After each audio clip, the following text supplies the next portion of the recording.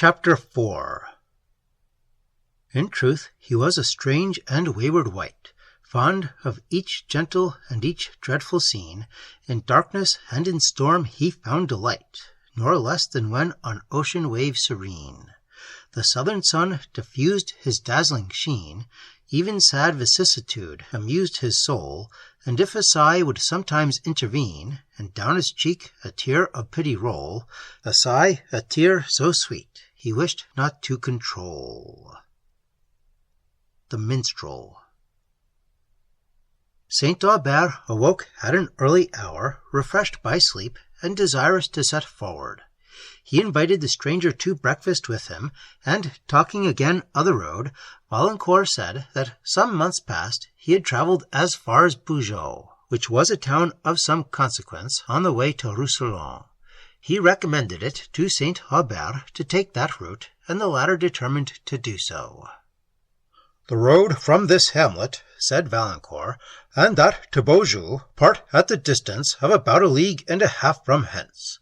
If you will give me leave, I will direct your muleteer so far. I must wander somewhere, and your company would make this a pleasanter ramble than any other I could take." St. Aubert thankfully accepted his offer, and they set out together, the young stranger on foot, for he refused the invitation of St. Aubert to take a seat in his little carriage. The road wound along the feet of the mountains, through a pastoral valley, bright with verdure, and varied with groves of dwarf oak, beech, and sycamore, under whose branches herds of cattle reposed. The mountain ash, too, and the weeping birch often threw their pendant foliage over the steeps above, where the scanty soil scarcely concealed their roots, and where their light branches waved to every breeze that fluttered from the mountains. The travellers were frequently met at this early hour, for the sun had not yet risen upon the valley, by shepherds driving immense flocks from their folds to feed upon the hills.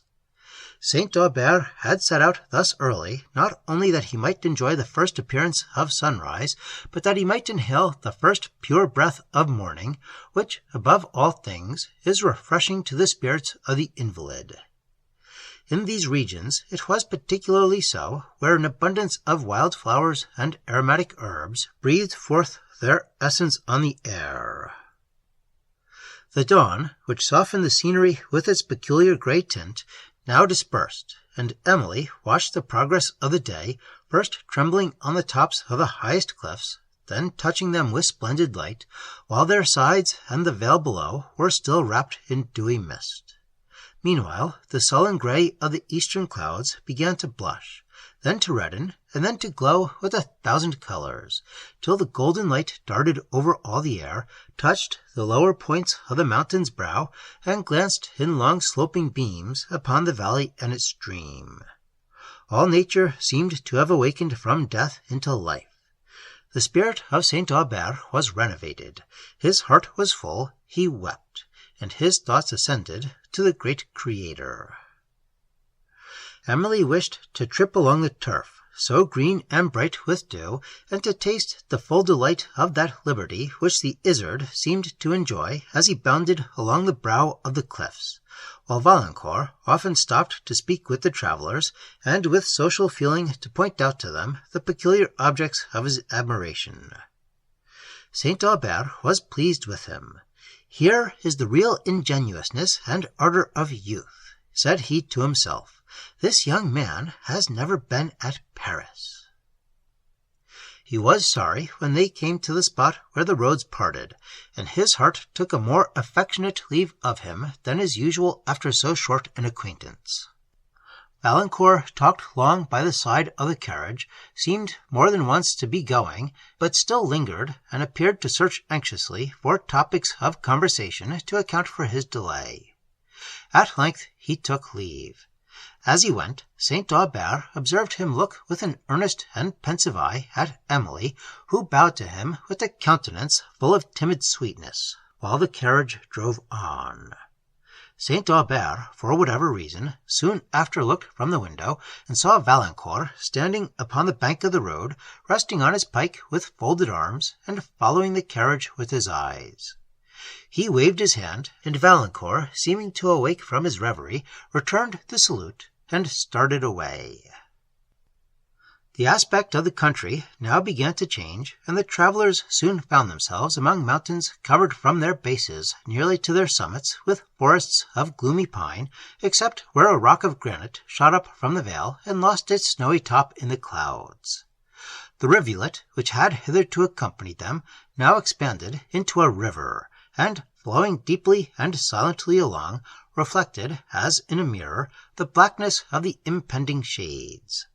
Sometimes a cliff was seen lifting its bold head above the woods and the vapours that floated midway down the mountains, and sometimes a face of perpendicular marble rose from the water's edge, over which the larch threw his gigantic arms, here scathed with lightning, and there floating in luxuriant foliage. They continued to travel over a rough and unfrequented road, seeing now and then at a distance the solitary shepherd with his dog stalking along the valley, and hearing only the dashing of torrents, which the woods concealed from the eye, the long sullen murmur of the breeze as it swept over the pines, or the notes of the eagle and the vulture, which were seen towering round the beetling cliff. Often, as the carriage moved slowly over uneven ground, St. Aubert alighted and amused himself with examining the curious plants that grew on the banks of the road, and with which these regions abound, while Emily, wrapped in high enthusiasm, wandered away under the shades, listening in deep silence to the lonely murmur of the woods. Neither village nor hamlet was seen for many leagues. The goatherds or the hunter's cabin, perched among the cliffs of the rocks, were the only human habitations that appeared. The travellers again took their dinner in the open air, on a pleasant spot in the valley, under the spreading shade of cedars, and then set forward towards Beaujeu. The road now began to ascend, and leaving the pine forests behind, wound among rocky precipices. The evening twilight again fell over the scene, and the travellers were ignorant how far they might yet be from Beaujeu. St. Aubert, however, conjectured that the distance could not be very great, and comforted himself with the prospect of travelling on a more frequented road after reaching that town, where he designed to pass the night. Mingled woods and rocks and heathy mountains were now seen obscurely through the dusk, but soon even these imperfect images faded in darkness. Michael proceeded with caution, for he could scarcely distinguish the road. His mules, however, seemed to have more sagacity, and their steps were sure. On turning the angle of a mountain, a light appeared at a distance that illumined the rocks and the horizon to a great extent. It was evidently a large fire, but whether accidental or otherwise, there was no means of knowing. St. Aubert thought that it was probably kindled by some of the numerous banditti that infested the Pyrenees, and he became watchful and anxious to know whether the road passed near this fire. He had arms with him, which on an emergency might afford some protection, though certainly a very unequal one, against a band of robbers, so desperate too as those usually were who haunted these wild regions.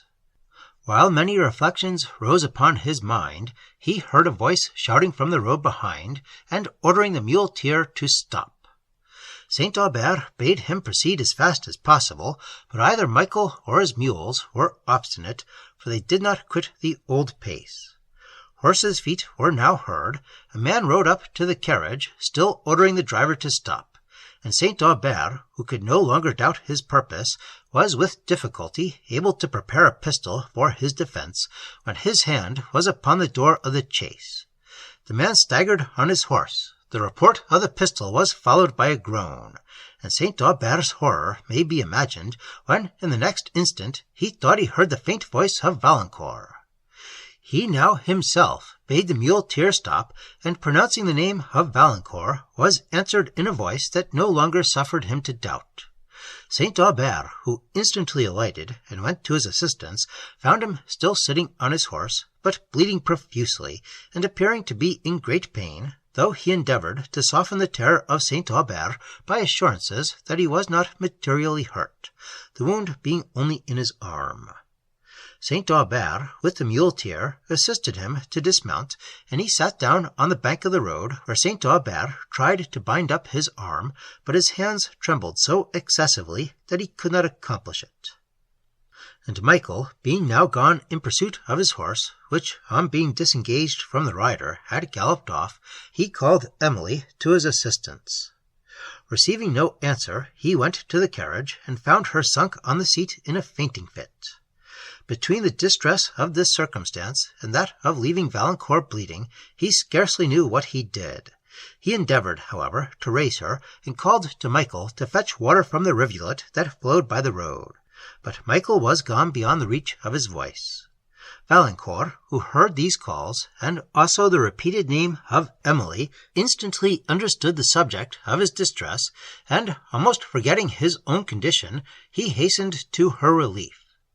She was reviving when he reached the carriage, and then, understanding that anxiety for him had occasioned her indisposition, he assured her, in a voice that trembled, but not from anguish, that his wound was of no consequence.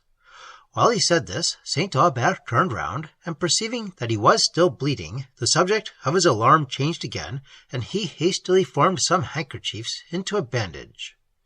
This stopped the effusion of the blood, but St. Aubert, dreading the consequence of the wound, inquired repeatedly how far they were from Beaujeu. When learning that it was at 2 leagues' distance, his distress increased, since he knew not how Valancourt, in his present state, would bear the motion of the carriage, and perceived that he was already faint from loss of blood. When he mentioned the subject of his anxiety, Valancourt entreated that he would not suffer himself to be thus alarmed on his account, for that he had no doubt he should be able to support himself very well, and then he talked of the accident as a slight one. The muleteer, being now returned with Valancourt's horse, assisted him into the chaise, and, as Emily was now revived, they moved slowly on towards Beaujeu. St. Aubert, when he had recovered from the terror occasioned him by this accident, expressed surprise on seeing Valancourt, who explained his unexpected appearance by saying, "You, sir, renewed my taste for society. When you had left the hamlet, it did indeed appear a solitude. I determined, therefore, since my object was merely amusement, to change the scene, and I took this road because I knew it led through a more romantic tract of mountains than the spot I have left. Besides," added he, hesitating for an instant, "I will own, and why should I not, that I had some hope of overtaking you." "And I have made you a very unexpected return for the compliment," said St. Aubert, who lamented again the rashness which had produced the accident, and explained the cause of his late alarm. But Valancourt seemed anxious only to remove from the minds of his companions every unpleasant feeling relative to himself, and for that purpose still struggled against a sense of pain, and tried to converse with gaiety. Emily, meanwhile, was silent, except when Valancourt particularly addressed her, and there was at those times a tremulous tone in his voice that spoke much. They were now so near the fire, which had long flamed at a distance on the blackness of night, that it gleamed upon the road, and they could distinguish figures moving about the blaze. The way winding still nearer, they perceived in the valley one of those numerous bands of gypsies, which, at that period, particularly haunted the wilds of the Pyrenees, and lived partly by plundering the traveller. Emily looked with some degree of terror on the savage countenances of these people, shown by the fire, which heightened the romantic effect of the scenery, as it threw a red dusky gleam upon the rocks and on the foliage of the trees, leaving heavy masses of shade and regions of obscurity which the eye feared to penetrate. They were preparing their supper. A large pot stood by the fire, over which several figures were busy. The blaze discovered a rude kind of tent, round which many children and dogs were playing, and the whole formed a picture highly grotesque. The travellers saw plainly their danger. Valancourt was silent, but laid his hand on one of St. Aubert's pistols. St. Aubert drew forth another, and Michael was ordered to proceed as fast as possible. They passed the place, however, without being attacked, the rovers being probably unprepared for the opportunity, and too busy about their supper to feel much interest at the moment in anything besides. After a league and a half more passed in darkness, the travellers arrived at Beaujeu, and drove up to the only inn the place afforded, which, though superior to any they had seen since they entered the mountains, was bad enough. The surgeon of the town was immediately sent for, if a surgeon he could be called, who prescribed for horses as well as for men, and shaved faces at least as dexterously as he set bones. After examining Valancourt's arm, and perceiving that the bullet had passed through the flesh without touching the bone, he dressed it, and left him with a solemn prescription of quiet, which his patient was not inclined to obey.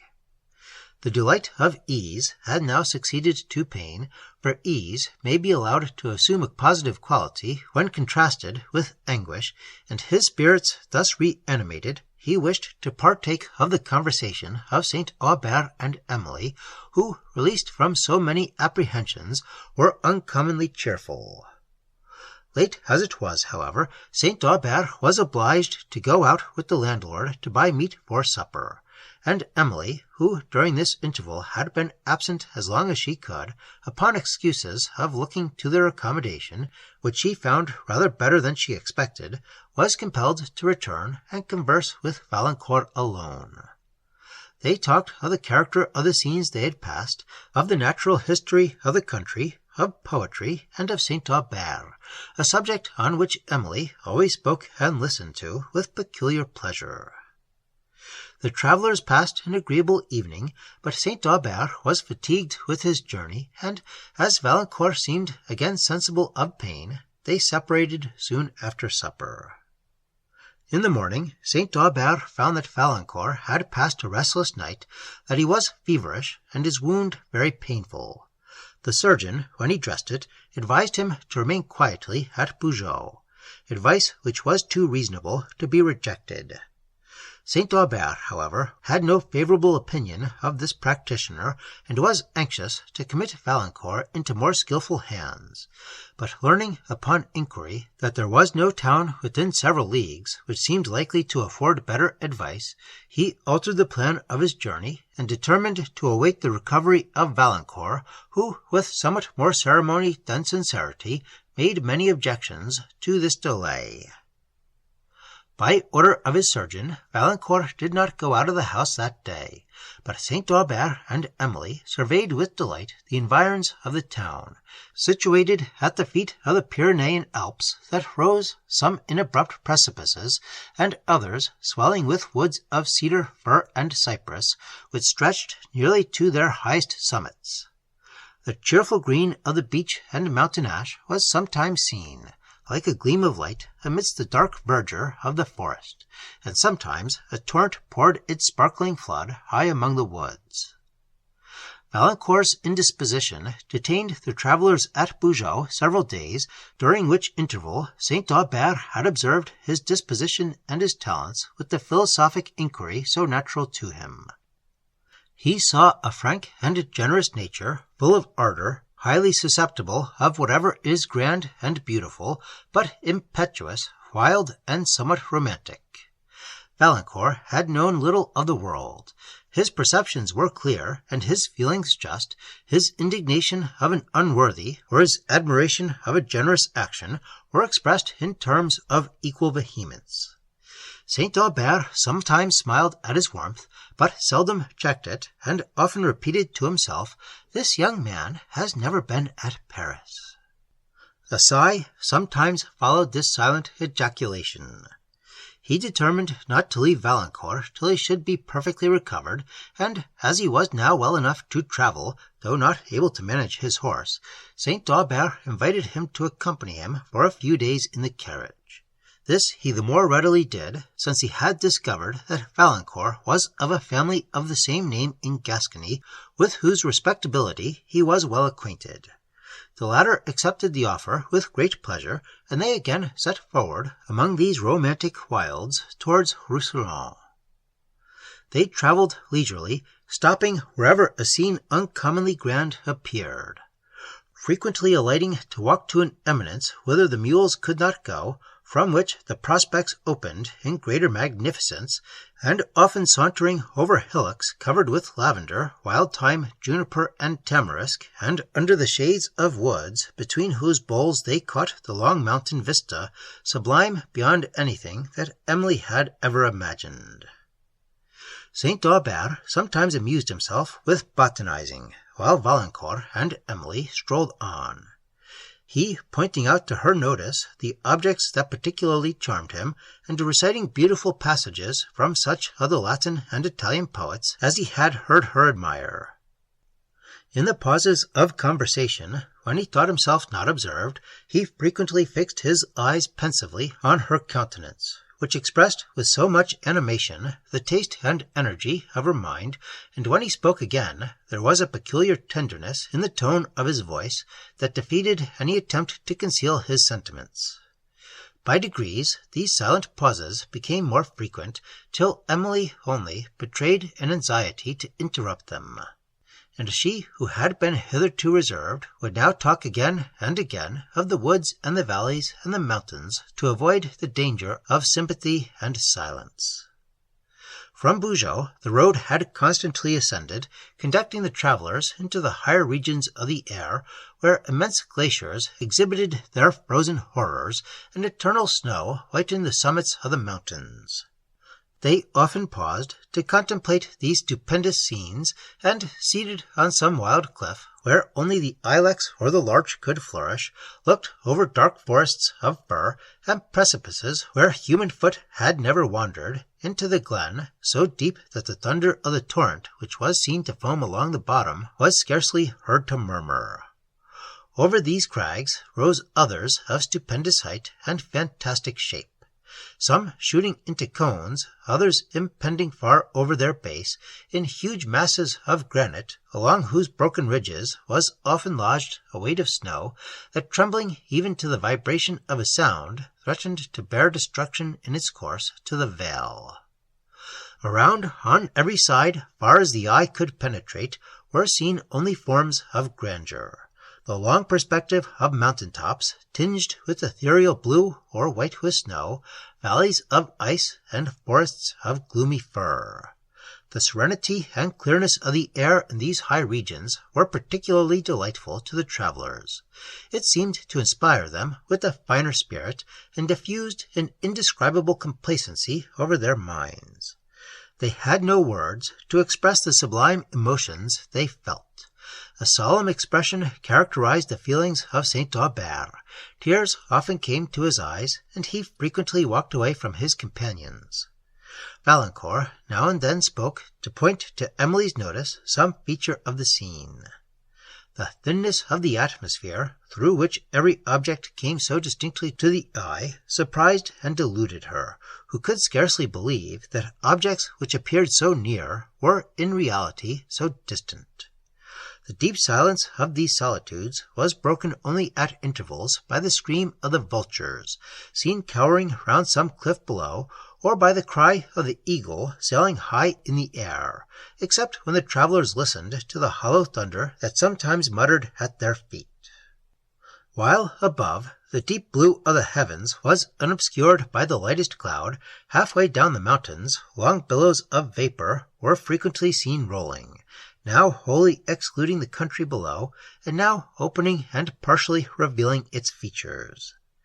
Emily delighted to observe the grandeur of these clouds as they changed in shape and tints, and to watch their various effects on the lower world, whose features, partly veiled, were continually assuming new forms of sublimity. After traversing these regions for many leagues, they began to descend towards Rousillon, and features of beauty then mingled with the scene. Yet the travellers did not look back without some regret to the sublime objects they had quitted. Though the eye, fatigued with the extension of its powers, was glad to repose on the verdure of woods and pastures that now hung on the margin of the river below, to view again the humble cottage shaded by cedars, the playful group of mountaineer children, and the flowery nooks that appeared among the hills. As they descended, they saw at a distance, on the right, one of the grand passes of the Pyrenees into Spain, gleaming with its battlements and towers to the splendor of the setting rays, yellow tops of woods coloring the steeps below, while far above aspired the snowy points of the mountains, still reflecting a rosy hue. St. Aubert began to look out for the little town he had been directed to by the people of Beaujeu, and where he meant to pass the night, but no habitation yet appeared. Of its distance Valancourt could not assist him to judge, for he had never been so far along this chain of Alps before. There was, however, a road to guide them, and there could be little doubt that it was the right one, for since they had left Beaujeu there had been no variety of tracks to perplex or mislead. The sun now gave his last light, and St. Aubert bade the muleteer proceed with all possible dispatch. He found, indeed, the lassitude of illness return upon him after a day of uncommon fatigue, both of body and mind, and he longed for repose.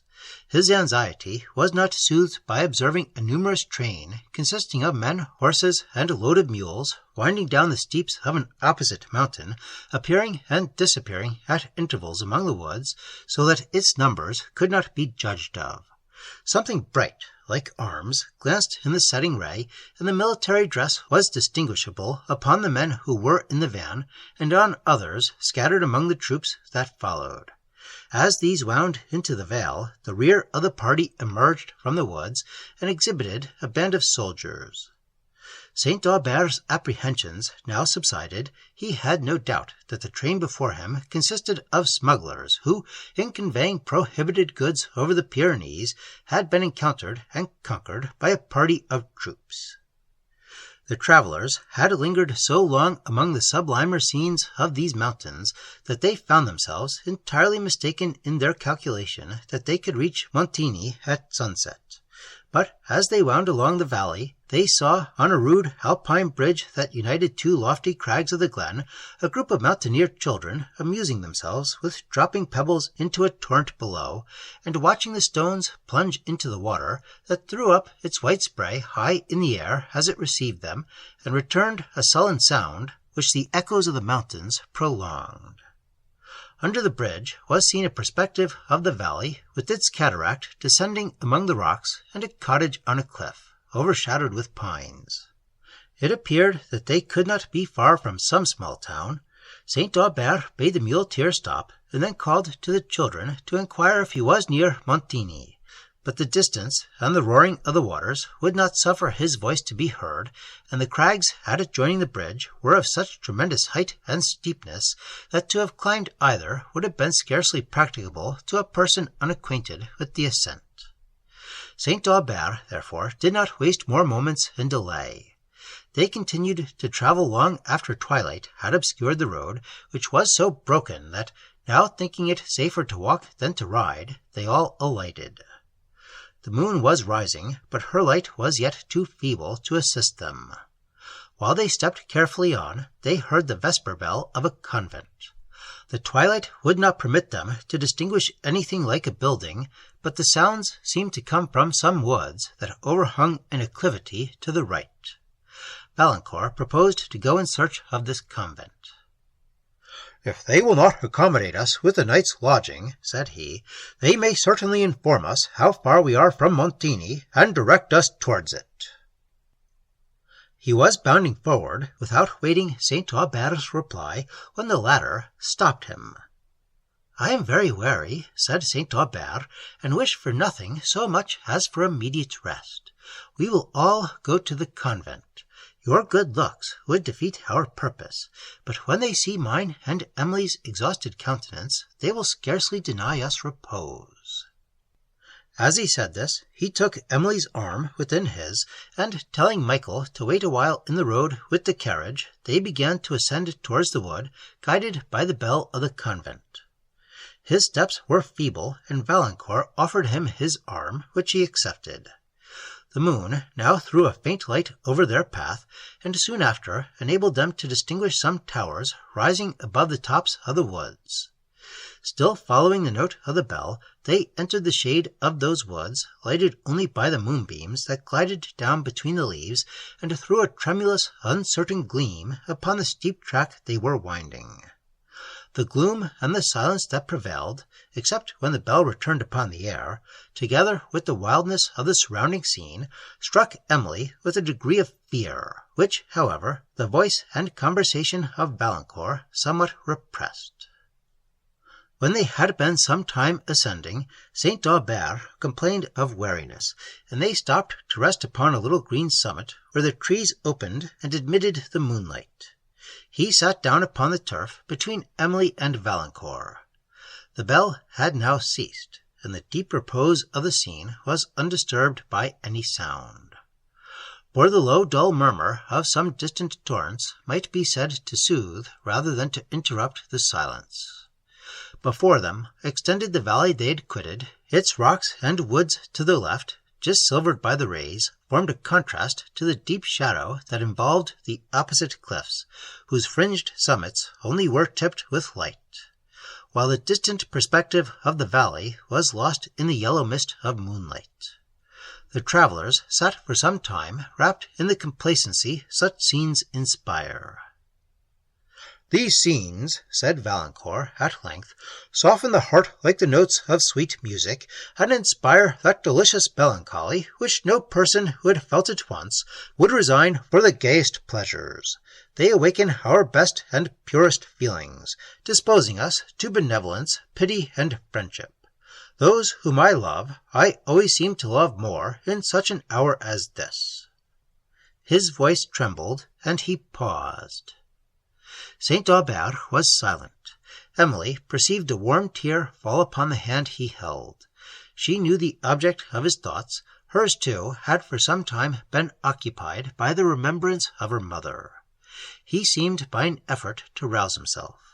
"Yes," said he, with a half-suppressed sigh, "the memory of those we love, of times for ever past, in such an hour as this, steals upon the mind like a strain of distant music in the stillness of night, all tender and harmonious as this landscape sleeping in the yellow moonlight." After the pause of a moment, St. Aubert added, "I have always fancied that I thought with more clearness and precision at such an hour than at any other, and that heart must be insensible in a great degree that does not soften to its influence. But many such there are." Valancourt sighed. "Are there indeed many such?" said Emily. "A few years hence, my Emily," replied St. Aubert, "and you may smile at the recollection of that question, if you do not weep to it. But come, I am somewhat refreshed. Let us proceed." Having emerged from the woods, they saw upon a turfy hillock above the convent of which they were in search. A high wall that surrounded it led them to an ancient gate, at which they knocked, and the poor monk who opened it conducted them into a small adjoining room, where he desired they would wait while he informed the superior of their request. In this interval several friars came in separately to look at them, and at length the first monk returned, and they followed him to a room where the superior was sitting in an armchair, with a large folio volume, printed in black letter, open on a desk before him. He received them with courtesy, though he did not rise from his seat, and, having asked them a few questions, granted their request.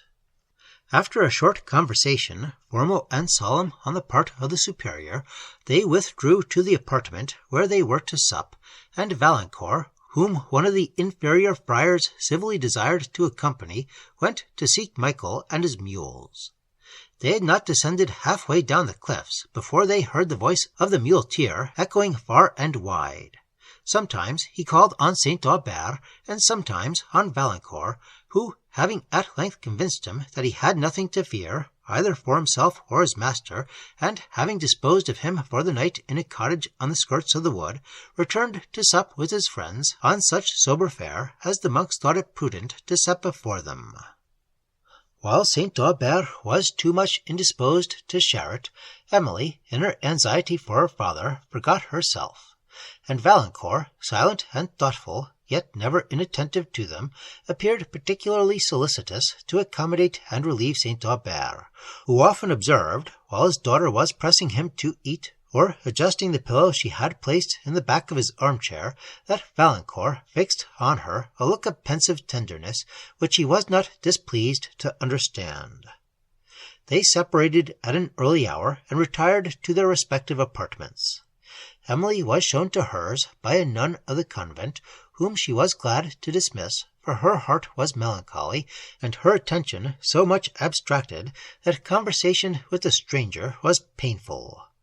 She thought her father daily declining, and attributed his present fatigue more to the feeble state of his frame than to the difficulty of the journey.